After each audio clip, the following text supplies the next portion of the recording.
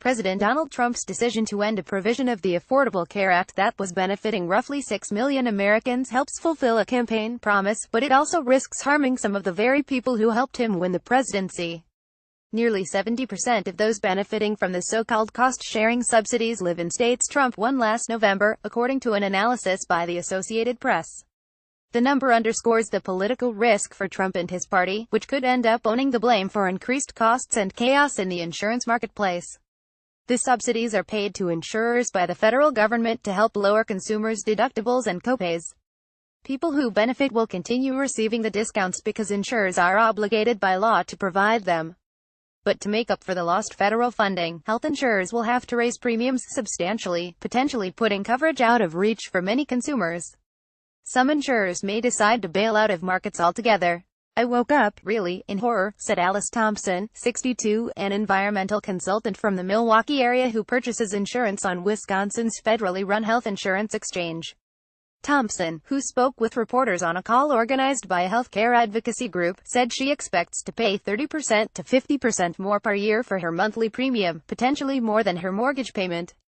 Officials in Wisconsin, a state that went for a Republican presidential candidate for the first time in decades last fall, assumed the federal subsidy would end when they approved premium rate increases averaging 36% for the coming year. An estimated 4 million people were benefiting from the cost-sharing payments in the 30 states Trump carried, according to an analysis of 2017 enrollment data from the U.S. Centers for Medicare and Medicaid Services. Of the 10 states with the highest percentage of consumers benefiting from cost-sharing, all but one, Massachusetts, went for Trump. Kentucky, for example. Kentucky embraced former President Barack Obama's Affordable Care Act under its last governor, a Democrat, and posted some of the largest gains in getting its residents insured. Its new governor, a Republican, favors the GOP stance to replace it with something else. Roughly half of the estimated 71,000 Kentuckians buying health insurance on the federal exchange were benefiting from the cost-sharing subsidies Trump just ended. Despite the gains from Obama's law, the state went for Trump last fall even as he vowed to repeal it. Consumers such as Marcia Clark fear what will happen in the years ahead, as insurers raise premiums on everyone to make up for the end of the federal money that helped lower deductibles and copays. "I'm stressed out about the insurance, stressed out about the overall economy, and I'm very stressed out about our president," said Clark, a 61-year-old real estate broker who lives in a small town about an hour's drive south of Louisville. She pays $1,108 a month for health insurance purchased on the exchange. While she earns too much to benefit from the cost-sharing subsidy, she is worried that monthly premiums will rise so high in the future that it will make insurance unaffordable. Most beneficiaries in Florida. Sherry Riggs has a similar fear.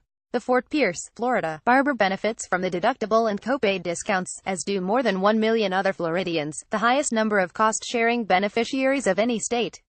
She had bypass surgery following a heart attack last year and pays $10 a visit to see her cardiologist and only a few dollars for the medications she takes twice a day. Her monthly premium is heavily subsidized by the federal government, but she worries about the cost soaring in the future. Florida, another state that swung for Trump, has approved rate increases averaging 45%. "Probably for some people it would be a death sentence," she said. "I think it's kind of a tragic decision on the president's part. It scares me because I don't think he'll be able to afford it next year." Double-digit premium increases rates were rising in the immediate aftermath of Trump's decision.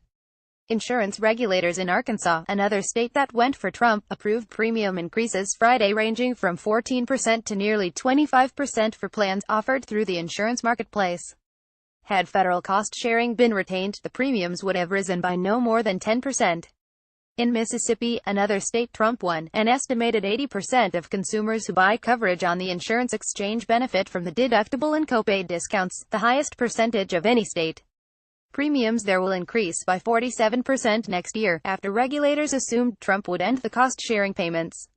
The National Association of Insurance Commissioners has estimated the loss of the subsidies would result in a 12% to 15% increase in premiums, while the nonpartisan Congressional Budget Office has put the figure at 20%.